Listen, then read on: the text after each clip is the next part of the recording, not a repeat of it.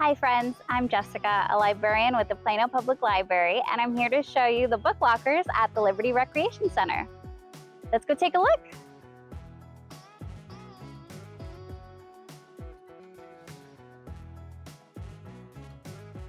When you put an item on hold, you can now select the Liberty Recreation Center as a pickup location. You will be notified by the library when your item is ready for pickup, and you can scan your library card. Follow any on-screen instructions to check out.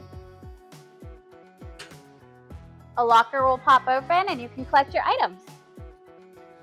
Need to return your items? There's a book return just a few steps away from the book lockers.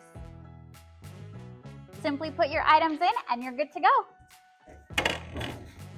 Large items like steam kits and backpacks won't fit in this book return, so you will need to return those at your nearest library location. Allow for up to 48 hours for items to come off of your count so library staff can transport and check in your items. Thank you for using the Liberty Recreation Book Lockers.